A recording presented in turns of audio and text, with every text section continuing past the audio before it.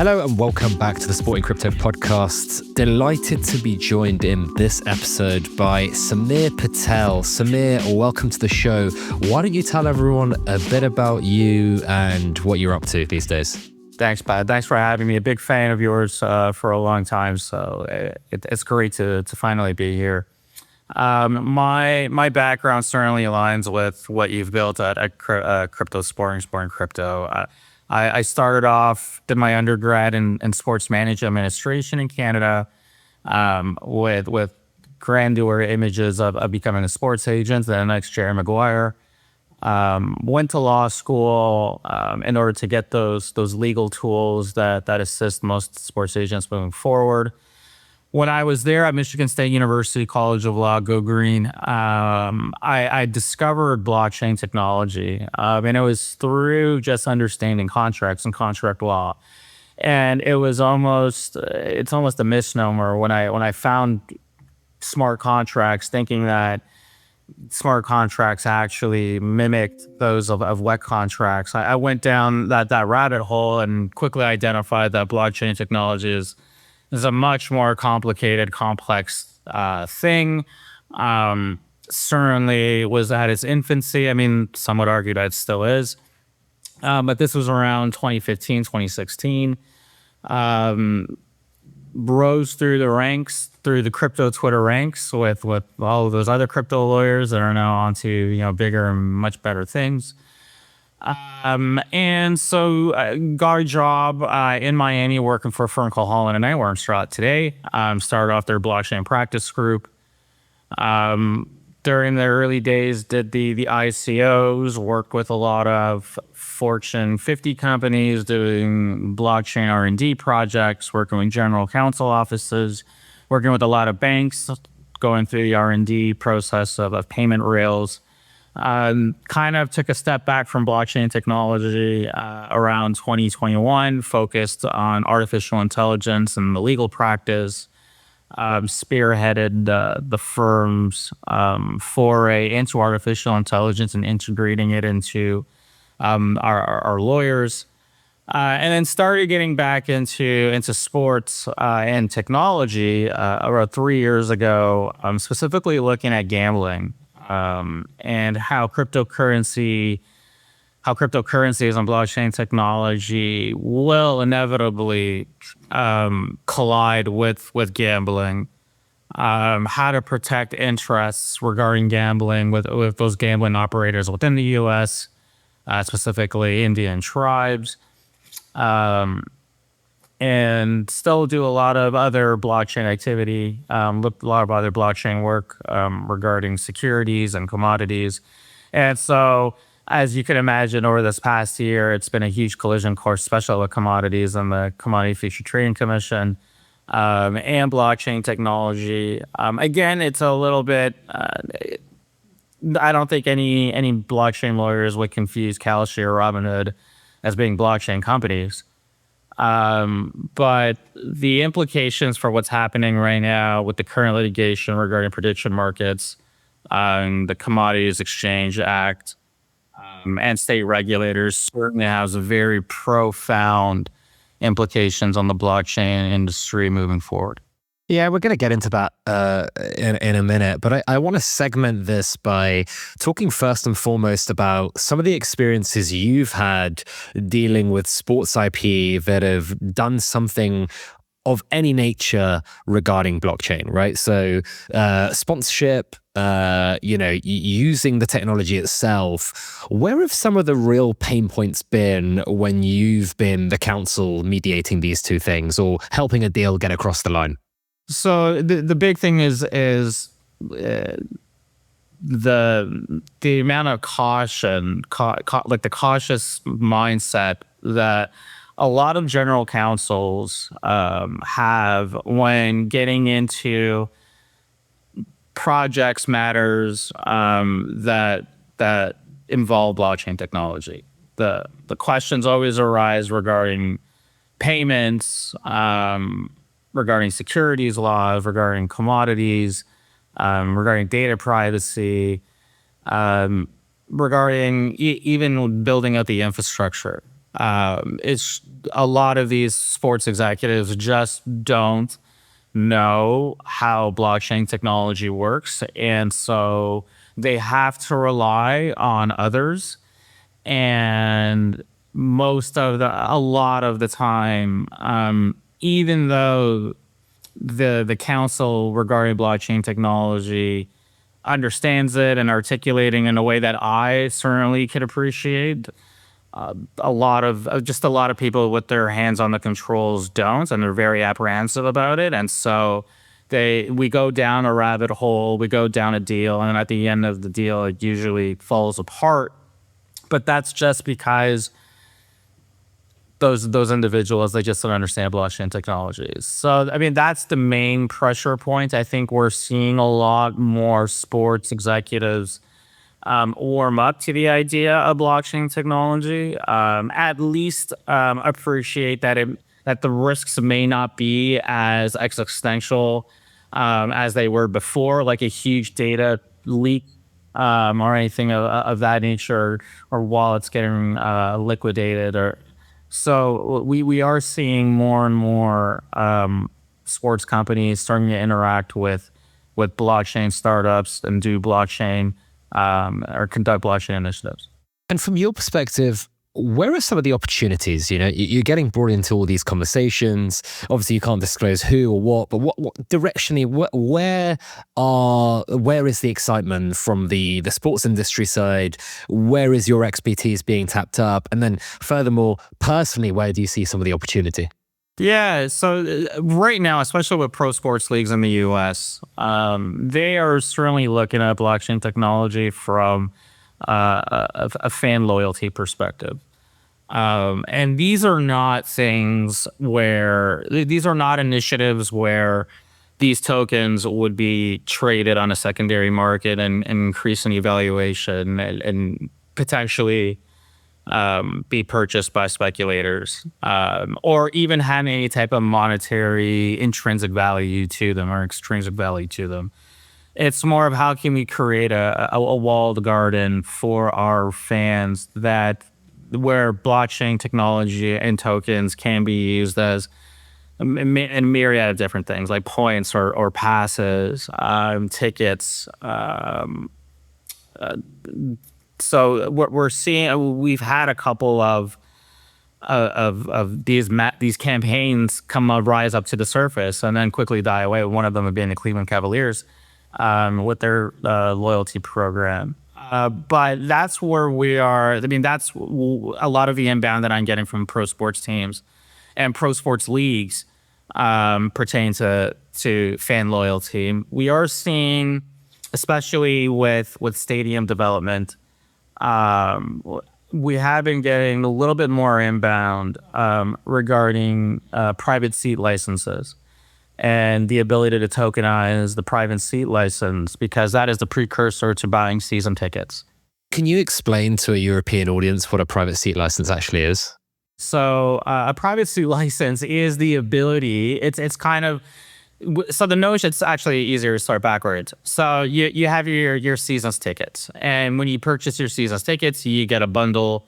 I mean, physically, back in the day, you used to get a bundle of a binder of tickets to each game. Now you have your season's tickets, but in order to buy season's tickets, you need to have the private seat license associated with that seat. So you need to buy a license to the seat in order to buy the season's tickets. So it became pretty famous during the Dallas Cowboys and building up AT&T Stadium, where they sold private seat licenses in order to fund the stadium. And so we are seeing private seat licenses more and more in the NFL. There's actually a marketplace for private seat licenses, which is run by the NFL. And so these private seat licenses can be traded, bought and sold on a secondary market. The holder of that seat license ultimately has the ability to buy season's tickets associated with that. So For those teams that are looking to build stadiums, building new stadiums for that matter. Sorry.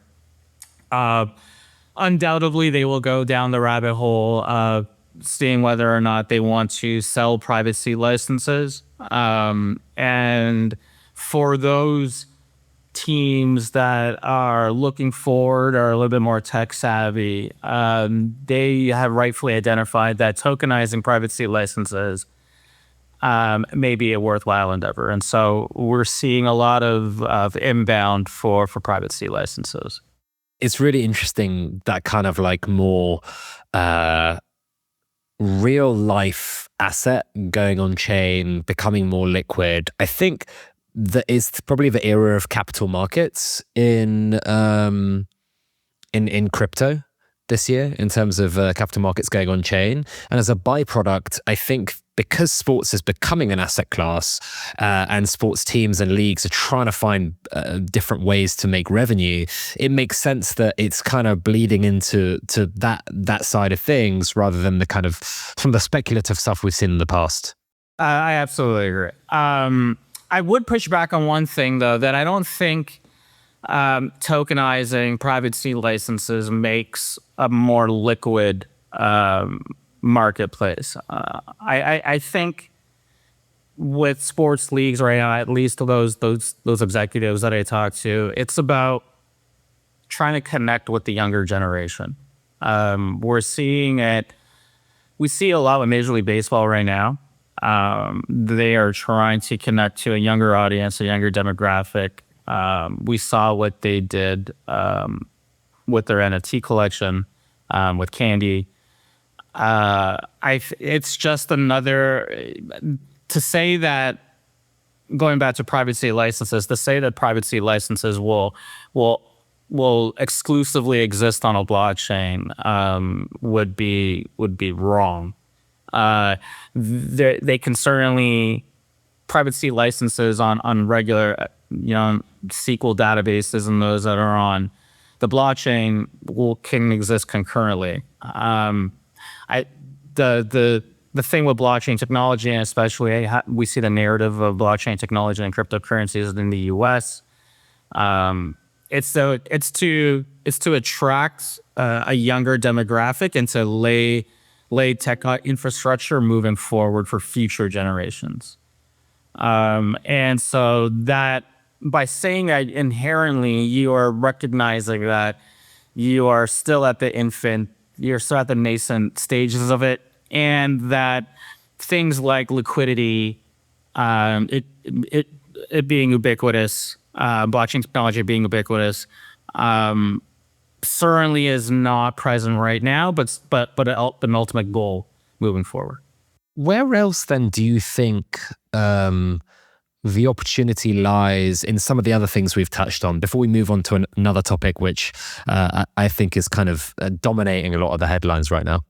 So what's old is new, and what's new is old. And I got to give a shout out to one of the first companies that I worked with in the space, in Krause House, a DAO named after Jerry Krause, the former owner of the Bulls. And the goal of that DAO, this was during the DAO heyday. We had Constitution DAO, we had Cougar DAO, we had Lynx DAO.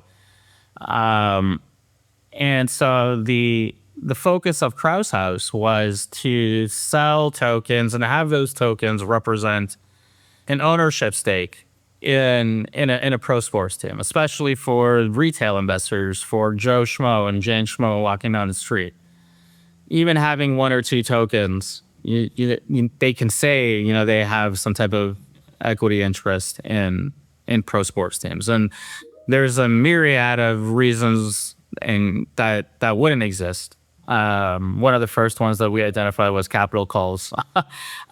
But the idea, especially now, and you just alluded to all of these private equity companies that are buying stakes in pro sports teams, 10, 15% stakes, and having the ability for a qualified, accredited, a qualified institution or accredited investor come in and buy a share of one of these PEs, and then say that they have they have equity, or they have a derivative of an equity in a pro sports team. I think that notion, that narrative, that ability for a sports fan to say that they own a piece, albeit a very small piece of a pro sports team, is a very compelling marketing ploy. I think mixing the irrational exuberance of sports fans with the irrational exuberance of blockchain maxis is a very volatile and unpredictable space. And the ability and we're seeing it right now with tokenization of real world assets becoming a more mainstream narrative. It's all about the use case at that point in time. And so we've seen the use case of securities, stocks, and tokenizing that. We've heard of tokenizing fractional interest in houses. And homes and Airbnbs, and how compelling that's become. I think tokenizing actual equity interest in sports teams is an exceedingly compelling narrative. And I wouldn't be surprised if we, just like private seat licenses, if we see the tokenization of sports team ownership. As a matter of fact, I've had, again, several conversations with some of the more prominent PEs in the space. And it's certainly not lost on them that there is a demographic of sports fans that exist on a blockchain that would more than willing to use some of their crypto holdings in order to buy a tokenized fraction of a pro sports team. Well, I think the regulations are getting to a point where that could be feasible and a lot easier to do than 3 or 4 or 5 years ago. You mentioned Kraus House. They're one of the front runners of that in kind of the 2022-3 era. Maybe even earlier. Maybe I've kind of messed up the dates and times flight there. This podcast is sponsored by the Hedera Foundation. The most beloved sports brands understand that what fans want is simple, a reason to be passionate. The Hedera Foundation enables brands and fans to share their passion on-chain using the Hedera network, the most used sustainable enterprise-grade DLT for the decentralized economy.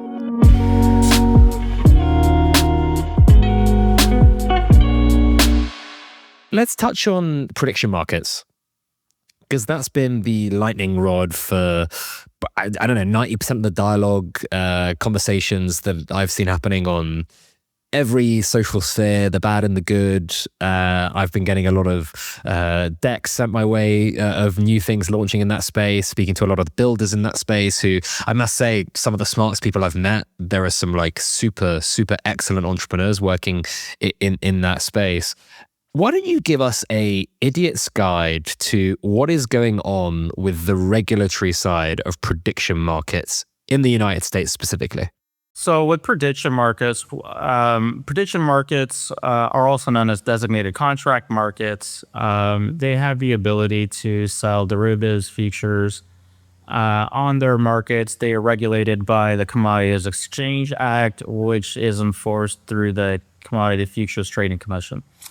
The CFTC has a new head. His name is Chairman Mike Selick. He is very much a pro-crypto individual, and I think he's going to be fantastic for the blockchain space. What these designated contract markets have done before January 1st, 2025, was offer binary contracts, also known as swaps, or at least they classify them as swaps, these designated contract markets. And they are simple yes or no questions regarding whether or not some type of outcome will happen in the future. Whether or not one movie would win the Best Picture award, or we've seen which political party will have a majority in the House or the Senate. There was some friction regarding designated contract markets offering these binary contracts on whether or not the president or whether or not a candidate would win the presidency.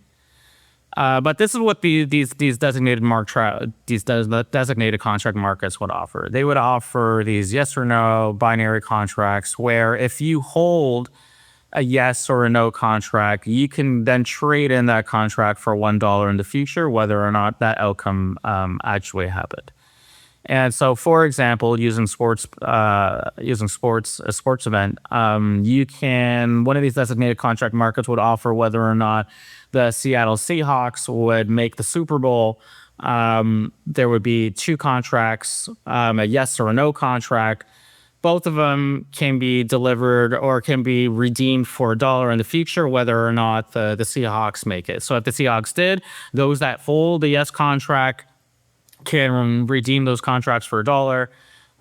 Those that hold no contracts, those would be worthless. And so these contracts the designated contract markets classify these contracts as swaps. The definition of a swap within the Commodities Exchange Act has 6 different variations. The one that is being implicated today through all of these prediction markets is the second definition of a swap. I have it pulled up here just because it is heavily legalese. But that definition is that provides a swap is defined as that provides for any purchase, sale, payment, or delivery other than a dividend on an equity security that is dependent on the occurrence, not occurrence, or the extent of the occurrence of an event or contingency associated with a potential financial, economic, or commercial consequence.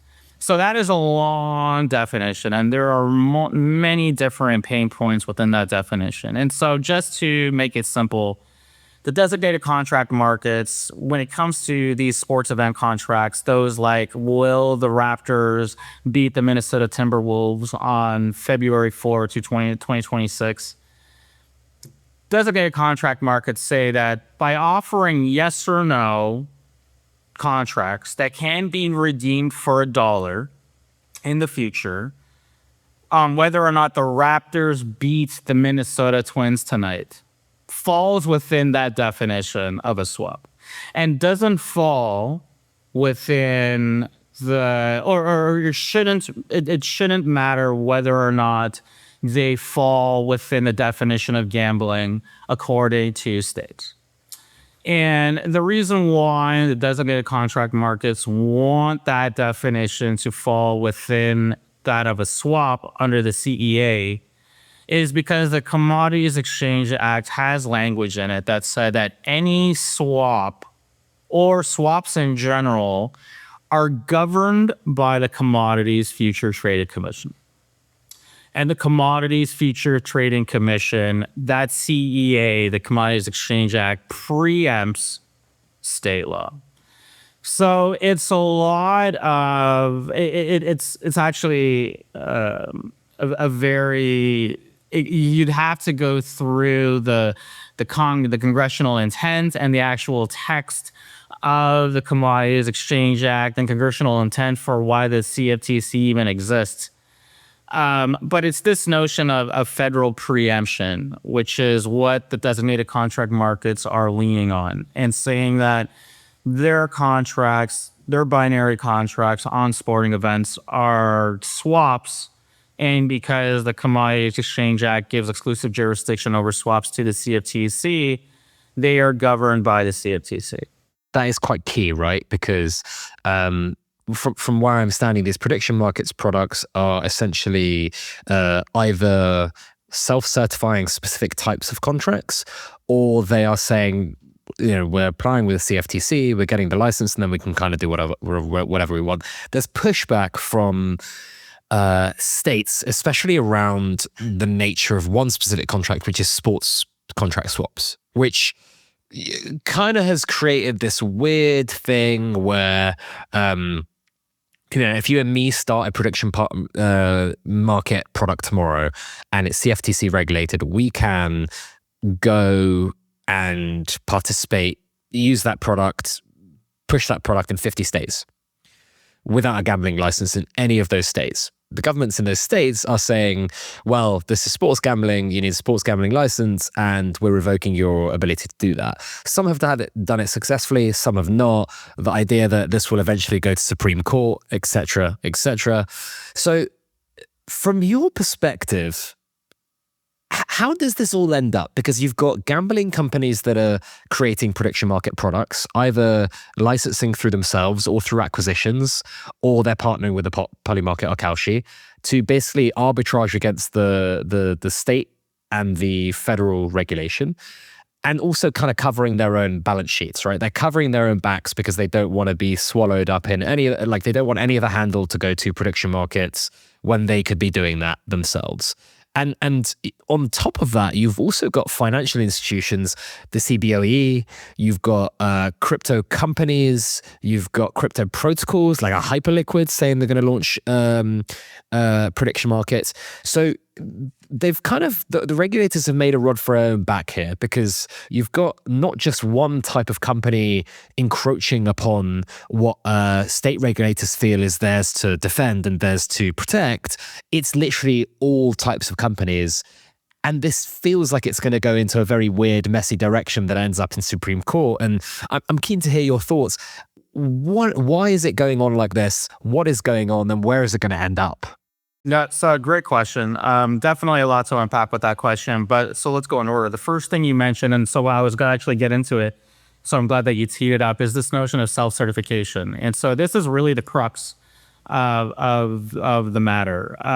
So the DCMs are saying that these contracts that are based on the winner of a sporting event are swaps, and therefore governed by the Commodities Exchange Act and the Commodity Futures Trading Commission.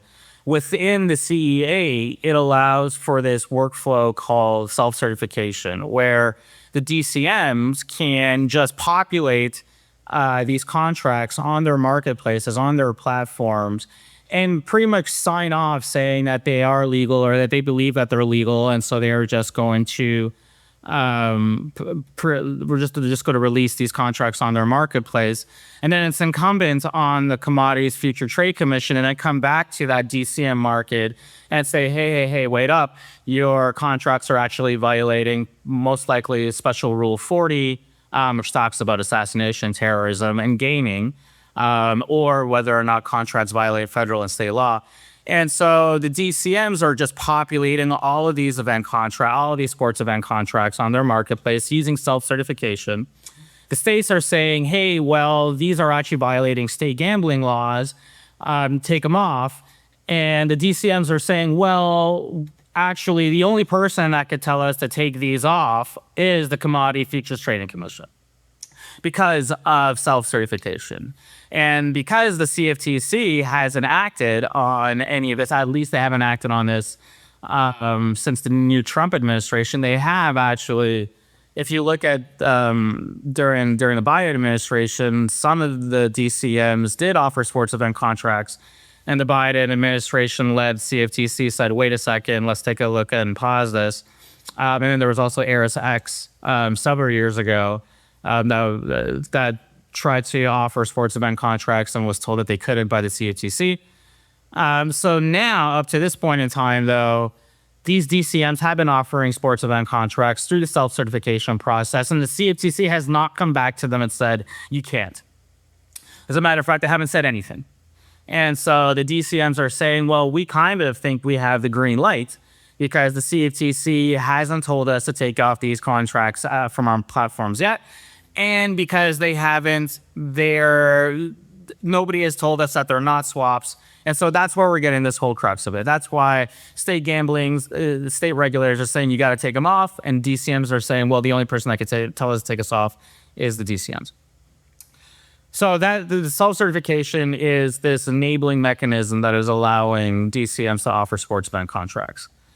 If you look at the litigation theater for prediction markets in the United States, it's almost like a theater of war. You have different hemispheres, different states, where it's the state suing one of the prediction markets, or it's the prediction markets preemptively suing the state. And so we're seeing that there's really three big circuits right now, and that's the Third Circuit, the Fourth Circuit, and the Ninth Circuit.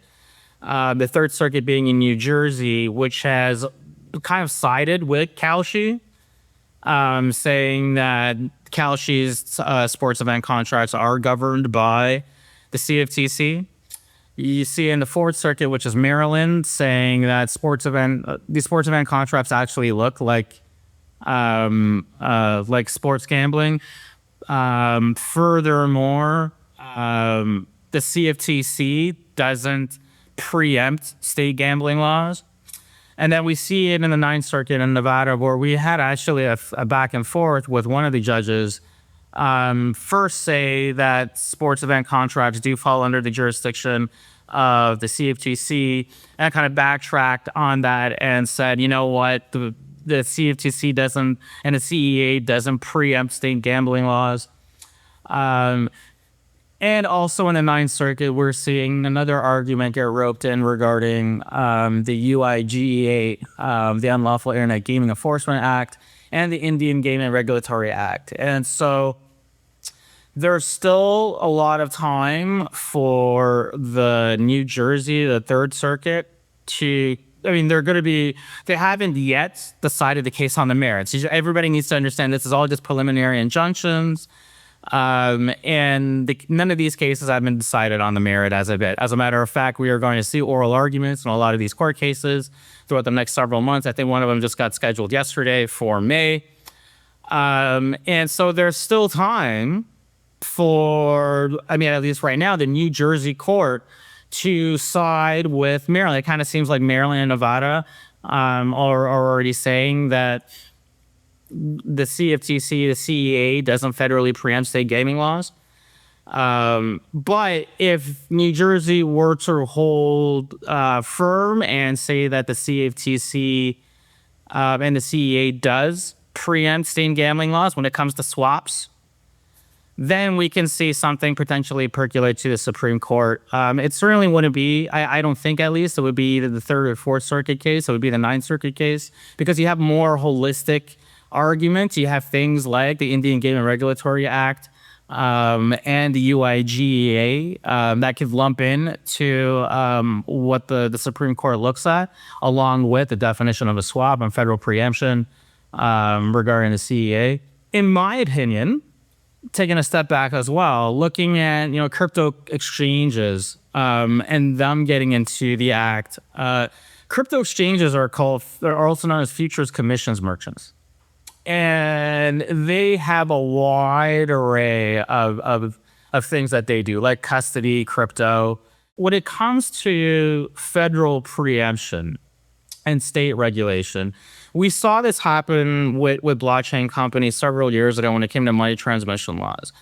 Blockchain companies, they don't want to have to go through 50 different state surveys. They don't want to have to go through geofencing certain states, because at the end of the day, blockchain technology cannot be geofenced. You can geofence a website, but you can't geofence wallets talking to blockchain technologies and sending messages via blockchain. And so crypto companies want to have, and it's been one of their, our main desire for several years now, is they want to have one body of law, one federal law that they can follow, that they know if they were to follow this law, then they would have operational certainty moving forward. We saw this when money transmission laws, the flavor of that day was to buy a chartered bank, so that then you can not have to worry about money transmission laws, and you fall under the OCC, another banking law, the Bank Secrecy Act, but at least you have this canonical law that you can follow. Same thing with any of these blockchain companies when it comes to selling securities tokens. They wanted to follow one body of law, which would have been one that was produced by the SEC, instead of having to follow blue sky laws for every state. Furthermore, we are now seeing this harmonization between the SEC and the CFTC, and this is one of the goals of Chairman Selig. And when there was this fireside chat last week or at the end of January with Paul Atkins and Mike Selig, and they were talking about blockchain technology and how they want to provide one singular uniform way for blockchain companies to conduct their business within the U.S., At the end of it, Chairman Selig talked about prediction markets. And he was saying how he wanted to protect the exclusive jurisdiction of the CFTC. That all had to be viewed through the context of blockchain technology and not prediction markets. Prediction markets, when it comes to the financial innovation, when it comes to blockchain innovation, prediction markets have, or at least we crypto maxis think that prediction markets have provide huge value to decentralization, the notion of decentralization. We've seen it percolate now with things like MetaDAO. We've heard things of futarchies. And so the governance of decentralized entities on a blockchain, we think that prediction markets will play a pivotal role in how these decentralized entities will behave, how they will interact with other decentralized entities. And this is not lost on Chairman Selig. I know I've had several conversations with Chairman Selig on Twitter regarding decentralization and governance, so as a lot of crypto lawyers. And so I personally think, well, when it comes to Mike Selig's comments, he's talking about the future innovation of financial innovation, and not just specifically talking about prediction markets as they exist today. Really fascinating stuff. I think we're at the almost 40-minute mark here, and I think that might be all that we've got time for, Samir. I'd love people to be able to find you. So what is your Twitter? What is your LinkedIn? Where can people find out more about you and what you're up to? No, I appreciate that. So my Twitter handle and my LinkedIn handle is at Samir Patel Law. You can reach me at samir.patel@hklaw.com. But I mean, I'm on Twitter all the time. I'm on LinkedIn all the time. So if you have any questions, feel free to reach out there. Thanks so much for coming on, and thank you all for listening or watching. You can find me at Pet Barisha on LinkedIn or Twitter, PETBERISHA. You can find the newsletter at newsletter.sportingcrypto.com. Subscribe, like, leave us some feedback, and we'll have more content for you soon.